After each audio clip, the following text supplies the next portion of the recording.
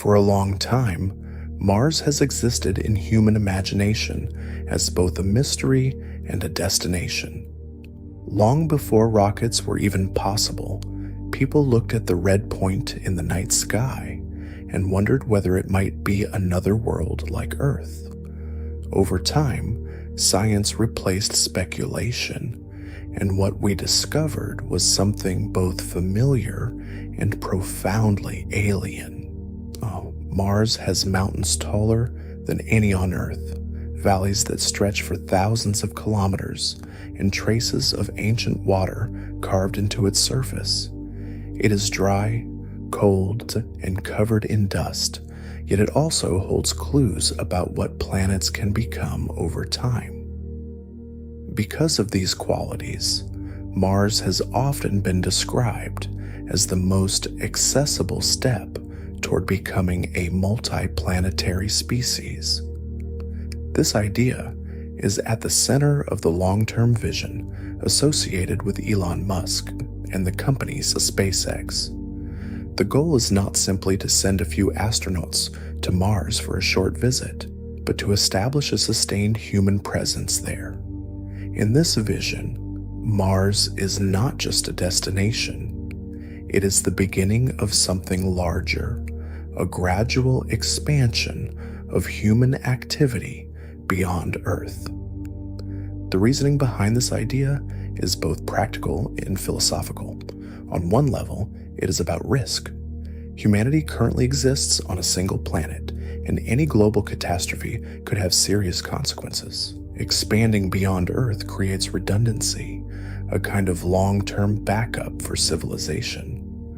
On another level, the motivation is about exploration. Humans have always moved outward, from continents to oceans, from the surface of Earth into orbit. Mars represents the next logical step in that progression. It is close enough to reach with current or near-future technology, yet distant enough to require entirely new systems of survival and independence. But turning Mars into a place where humans can live is not a simple extension of existing space missions. It requires solving a long chain of interconnected problems. One of the first challenges is transportation. Reaching Mars requires precise timing. The distance between Earth and Mars changes constantly as both planets orbit the Sun. The most efficient travel windows occur only every couple of years. Even during these optimal periods, the journey takes several months. During that time, astronauts would be exposed to microgravity, isolation, and cosmic radiation. Unlike missions in low Earth orbit, there is no quick return. Every aspect of the journey must be planned with extreme care. Then comes the challenge of landing.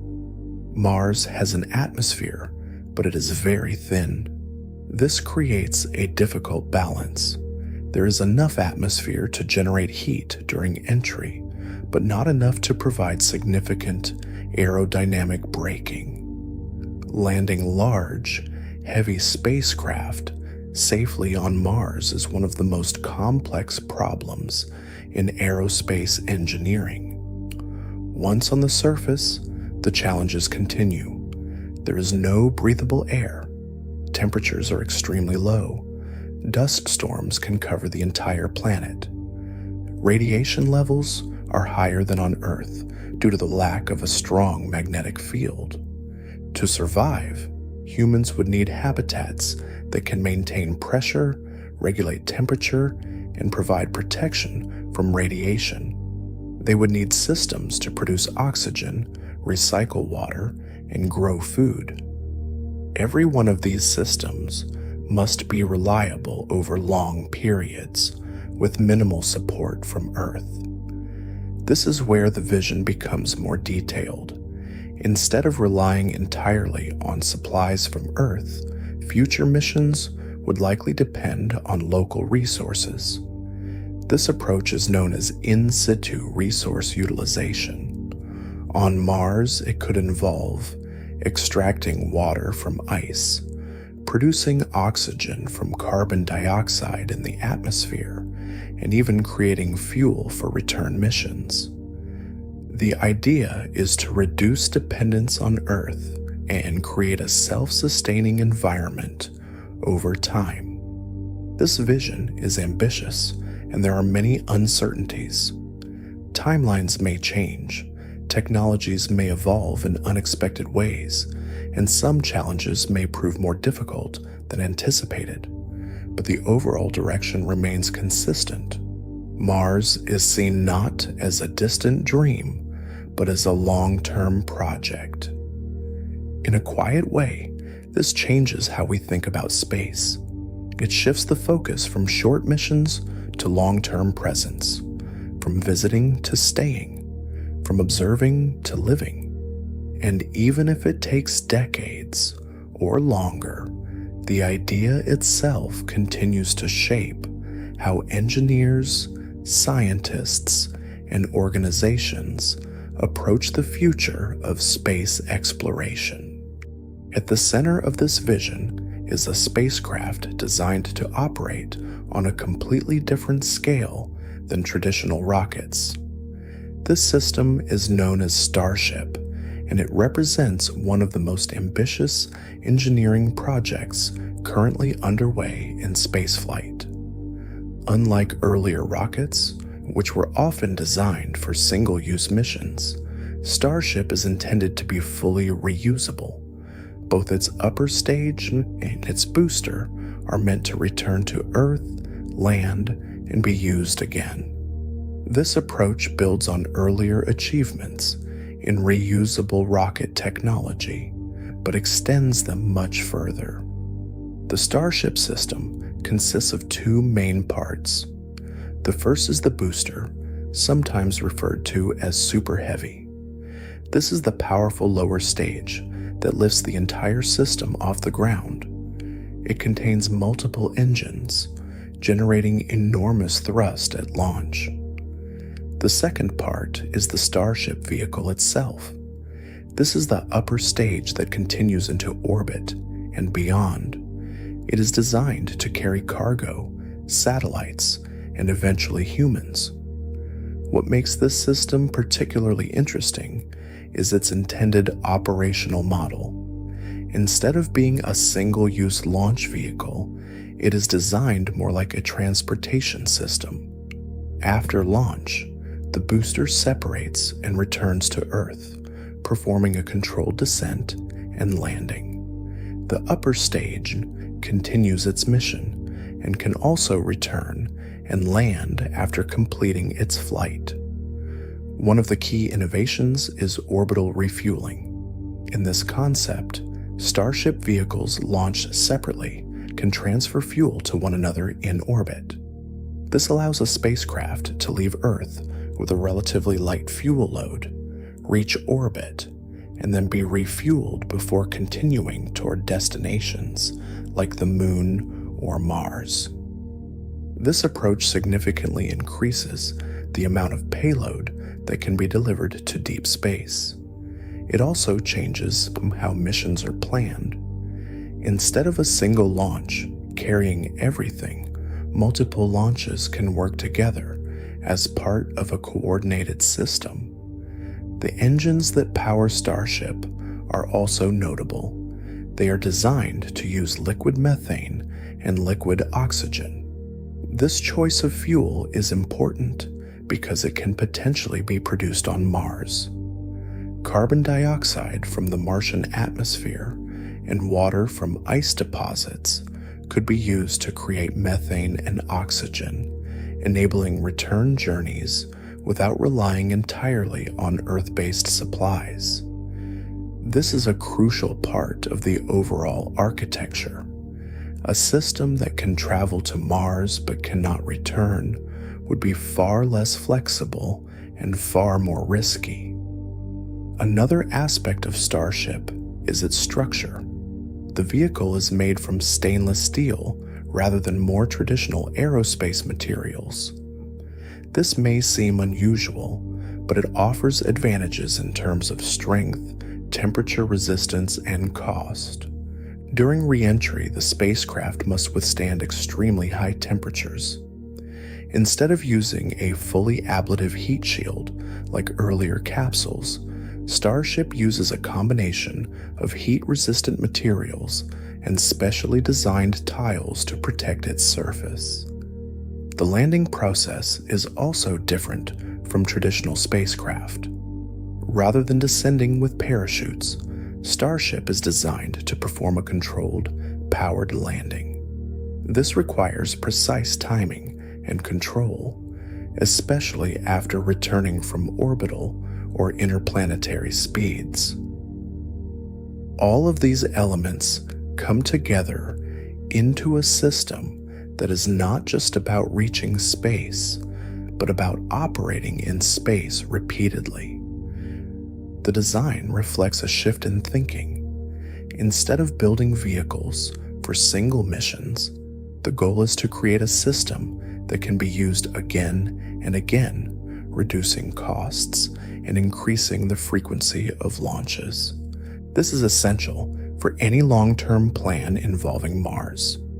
Sending a few missions is one thing. Building a sustained presence requires a continuous flow of equipment and supplies, and eventually people. Starship is designed to support that scale. And while it is still under development, the progress made so far has already influenced how people think about the future of space travel. For many decades, spaceflight followed a pattern that felt almost unchangeable. Rockets were built, launched once, and then lost. Each mission required a new vehicle, new components, and a new set of costs. This approach made sense in the early years of space exploration, when the primary goal was simply to prove that reaching space was possible. But over time, this model became a limitation. Launching payloads into orbit remained expensive, complex, and relatively rare. Governments, including organizations like NASA, could support these missions, but scaling them into something more frequent and accessible proved difficult. The idea of routine, almost everyday access to space, seemed distant. This is where a shift began. The core idea introduced and aggressively pursued by SpaceX was not entirely new, but it had never been realized at scale. The idea was simple in concept. Instead of discarding rockets after each flight, bring them back, land them, and use them again.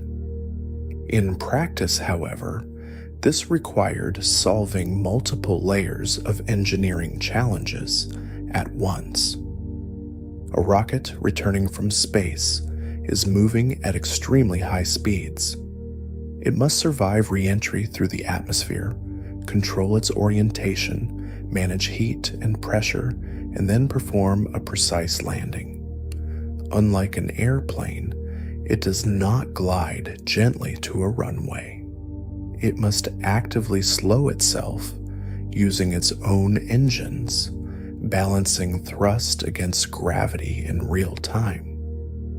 This process requires highly responsive guidance systems, precise timing, and robust structural design. Even small deviations can lead to failure. Early attempts did fail.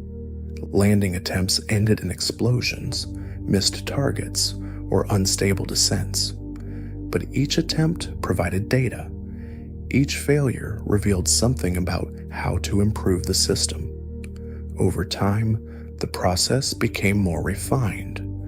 Eventually, successful landings became repeatable. A rocket stage descending vertically, reigniting its engines, and touching down on a landing pad began to shift from something unexpected into something almost routine. The visual impact remained powerful, but the concept itself started to feel normal. This normalization is important. When a technology moves from rare success to repeatable process, it becomes part of a system, and systems can be scaled. Reusable rockets changed not only the cost of launches, but also the mindset around them.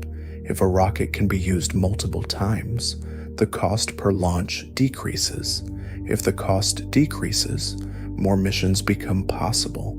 If more missions become possible, entirely new types of projects can be considered. This creates a chain reaction. Satellites can be launched more frequently. Scientific missions can be planned with greater flexibility. Commercial activities in orbit become more viable. Large-scale projects, such as building infrastructure in space, become easier to imagine. The shift is not only economic, it is also conceptual. Space begins to feel less like a one-time achievement and more like an environment that can be accessed regularly. The difference between these two perspectives is significant. Organizations like NASA still play a critical role in deep space exploration, scientific discovery, and long-term research. But companies like SpaceX introduce a different rhythm, one focused on iteration, testing, and rapid development. Together, these approaches are reshaping the landscape of spaceflight. Another important aspect is reliability through repetition. The more often a system is used, the more data is collected. The more data is collected, the better the system can be understood and improved. Over time, this leads to increased safety and efficiency. In aviation, this process took decades. Airplanes became safer, not only because of better design, but because of accumulated experience across thousands of flights. Spaceflight is beginning to move in a similar direction. Reusable rockets are a key part of that transition. They represent a step away from the idea of space as something distant and rare, and toward the idea of space as something that can be accessed, studied, and eventually inhabited on a more regular basis. The idea of humans traveling to Mars has been discussed for generations. It appears in scientific plans, engineering studies, and even in fiction. But moving from concept to reality involves an extraordinary level of preparation. A mission to Mars is not simply a longer version of a mission to the moon. The distance alone changes everything. Depending on the positions of Earth and Mars, the journey can take several months. During that time, astronauts would be living in a confined spacecraft, far from Earth, without the possibility of immediate return. Communication delays become significant. Signals between Earth and Mars can take anywhere from a few minutes to over 20 minutes each way. This means that real-time communication is not possible. Astronauts must be able to operate independently, making decisions without immediate guidance. This autonomy changes the nature of space missions. Instead of relying on constant support from Earth, crews must be prepared to handle unexpected situations on their own. Systems must be designed with redundancy, allowing for failures without catastrophic consequences. Psychological factors also become important. Living in a confined environment for months with a small group of people far from Earth can be challenging. Maintaining mental well-being is just as important as maintaining physical health. Then comes the arrival. Landing on Mars is one of the most complex phases of the mission. The spacecraft must enter the Martian atmosphere, slow down, and land safely. The thin atmosphere makes this process difficult. There is not enough air for traditional parachutes to do all the work, but there is enough to create intense heat during entry. Engineers must combine multiple techniques, including heat shields, aerodynamic braking, and powered descent. Once on the surface, astronauts would face a completely different environment. Gravity on Mars is weaker than on Earth, but still present. This affects movement, muscle use, and long-term health. The surface is covered in fine dust, which can interfere with equipment and pose risks if inhaled. Radiation is another concern.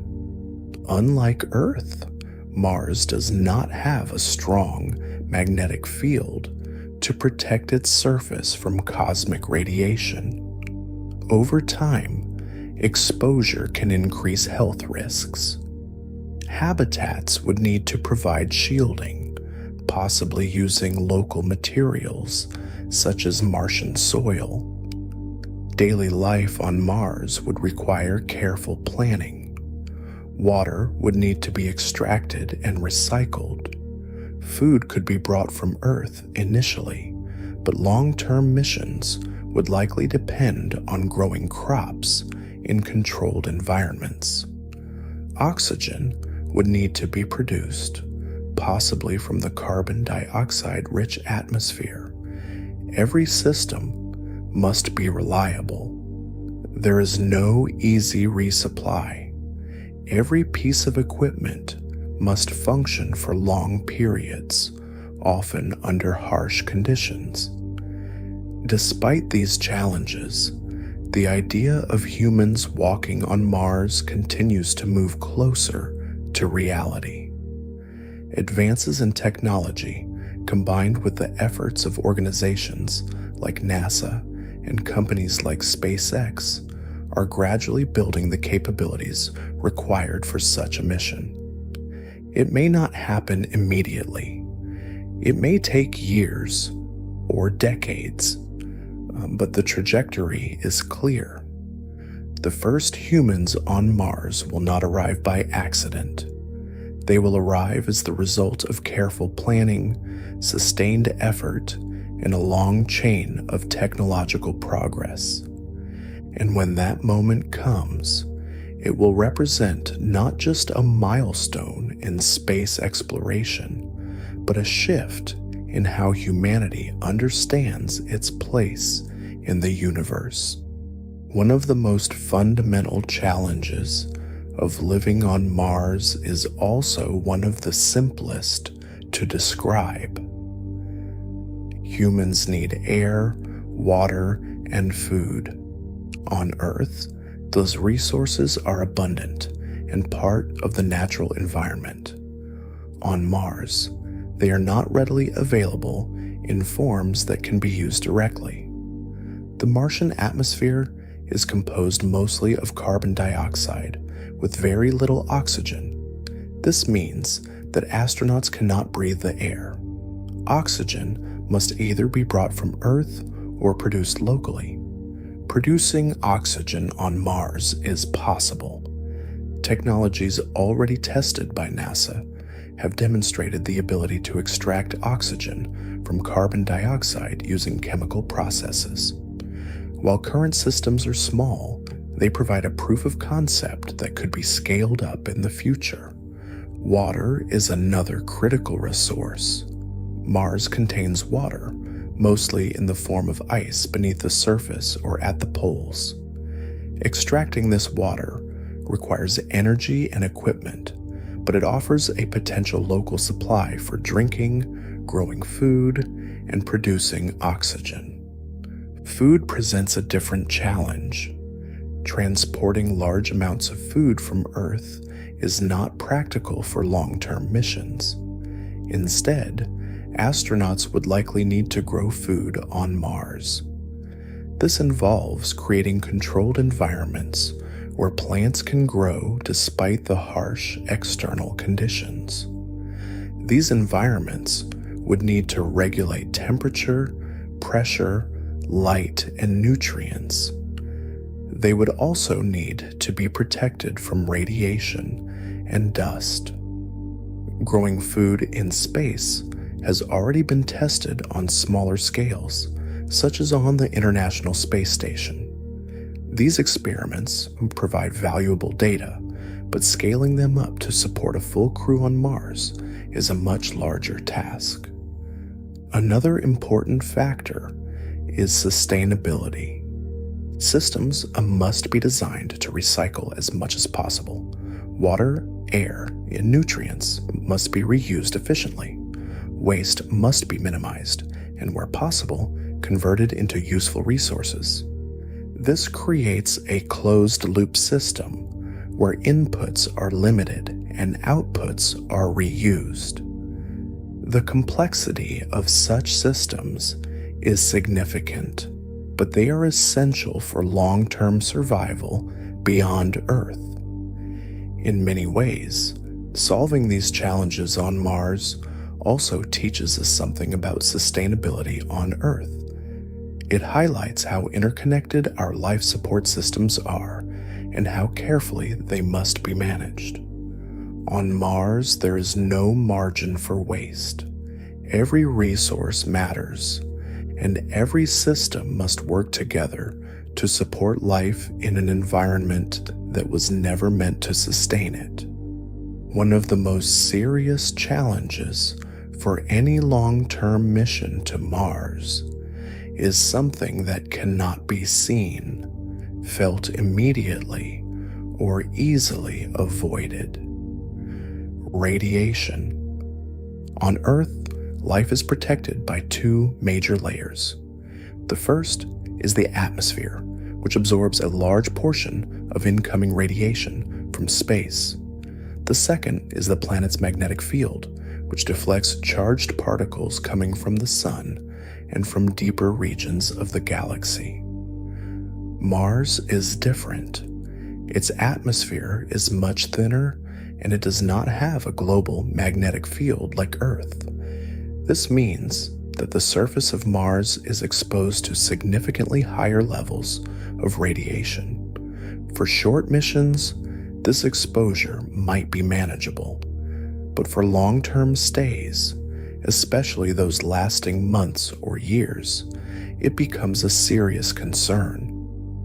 Radiation can damage cells, increase the risk of cancer, and affect the nervous system. Over time, the cumulative effects can become significant. This is why any plan for human presence on Mars must include strategies for protection. One approach is shielding. Habitats could be built using materials that block or absorb radiation. This might include layers of specialized materials brought from Earth, but more likely it would involve using local resources. Martian soil, known as regolith, could be piled over habitats to create a protective barrier. Another approach involves location. Some proposals suggest building habitats underground or inside natural structures, such as lava tubes. These formations could provide natural shielding, reducing exposure to harmful radiation. There are also ideas involving active protection, such as artificial magnetic fields, but these technologies are still in early stages of development. Radiation is not a problem that can be completely eliminated. It must be managed, reduced, and accounted for in every aspect of mission planning. Understanding this challenge is essential because it affects not only survival, but also the long-term viability of any human presence on Mars. The idea of building a city on Mars may sound distant, almost unreal, but when broken down into smaller steps, it becomes a sequence of engineering problems that can be approached one by one. A city does not appear all at once. It begins with a landing site. The first missions would likely focus on delivering essential equipment, habitats, power systems, life support infrastructure, and communication systems. These early outposts would be small, highly controlled environments designed to support a limited number of people. Over time, additional missions would expand these capabilities. New modules could be added, systems could be improved, infrastructure could grow. Energy is a key component. Solar panels are one option, as Mars receives sunlight, though less than Earth. However, dust accumulation and storms can reduce their efficiency. Nuclear power is another possibility, offering a more stable and continuous energy source. Water extraction systems would need to operate continuously. Oxygen production systems would need to be reliable. Food production would need to scale gradually. Transportation on the surface would also be important. Rovers and other vehicles would allow movement between different areas, enabling exploration and expansion. Over time, networks of pathways or even pressurized transport systems could be developed. Communication with Earth would remain essential, though delayed. As the settlement grows, it may also begin to develop a degree of independence. Local manufacturing, using Martian materials, could reduce reliance on supplies from Earth. This includes the possibility of producing building materials, spare parts, and even fuel. The concept of a Mars city is not about replicating Earth exactly. It is about creating a new kind of environment, one adapted to the conditions of another planet. Everything would be more controlled, more deliberate. There would be no open air, no natural ecosystems as we know them. Instead, there would be carefully maintained systems designed to support life. And yet, within those systems, human activity would continue. People would work, explore, communicate, and adapt. A city on Mars would not just be a technical achievement, it would be a new chapter in human history. Distance in space is not just a matter of kilometers. It is a matter of timing, alignment, and energy. Earth and Mars orbit the Sun at different distances and speeds. Because of this, the distance between them is constantly changing. Sometimes they are relatively close. At other times, they are on opposite sides of the Sun. The most efficient way to travel between the two planets involves waiting for the right alignment. These launch windows occur roughly every 26 months. During these periods, a spacecraft can follow a trajectory known as a Hohmann transfer orbit. This is an energy-efficient path that allows the spacecraft to move from one orbit to another using the least amount of fuel. Even with this optimal path, the journey takes time. Typically, a mission to Mars would take around 6 to 9 months. During this period, astronauts would be in deep space, far beyond the protective environment of Earth's orbit. They would experience microgravity, isolation, and exposure to radiation. This long travel time creates additional challenges. Life support systems must operate continuously. Supplies must be carefully managed. The spacecraft must be able to handle any issues that arise without immediate assistance. There are also ideas for reducing travel time. Advanced propulsion systems, such as nuclear thermal propulsion or other experimental technologies, could potentially shorten the journey. However, these systems are still under development. For now, the reality is that traveling to Mars requires patience. It is not a quick trip. It is a long journey through space, requiring careful planning, reliable systems, and a deep understanding of both engineering and human endurance. The question of whether humans could live on Mars is both simple and complex. In principle, yes. With the right technology, it is possible to create environments where humans can survive.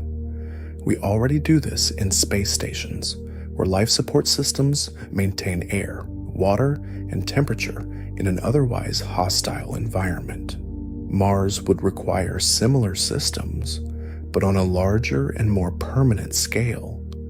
The challenge is not just survival, but sustainability. Short missions can rely heavily on supplies from Earth. Long-term presence requires local solutions. This includes producing oxygen, water, and food, as well as managing waste and maintaining equipment. There is also the question of adaptation. The lower gravity of Mars could have long-term effects on the human body. Muscles and bones may weaken over time. The effects of prolonged exposure to Martian conditions are not yet fully understood. Psychological factors also play a role. Living on another planet, far from Earth, in a confined environment, presents unique challenges. Maintaining mental well-being would be just as important as maintaining physical health. Despite these challenges, the idea of living on Mars continues to be explored seriously. It is not seen as an easy task, but as a gradual process. First come short missions, then longer stays, then more permanent settlements. Each step builds on the previous one, and with each step, the question becomes less theoretical and more practical. Looking ahead, the role of SpaceX in space exploration is likely to remain significant. The company has already changed how rockets are designed, built, and operated. Its focus on reusability, rapid iteration, and large-scale systems has influenced the entire industry. Projects like Starship represented an attempt to push beyond current limits. The goal is not only to reach orbit more efficiently, but to extend human presence deeper into the solar system. At the same time, other organizations, including NASA and private companies like Blue Origin, are contributing to this broader effort. This creates a dynamic environment where multiple approaches and technologies are being developed in parallel. The future of space exploration is unlikely to depend on a single company or a single system. Instead, it will likely be shaped by a combination of efforts, each contributing different pieces to a larger picture. What remains consistent is the direction. Human activity in space is expanding. What was once rare is becoming more frequent. What once seemed distant is becoming part of long-term planning. And within that shift, projects focused on Mars continue to play a central role. They represent not just a destination, but a direction, a movement outward, step by step, from one world to another.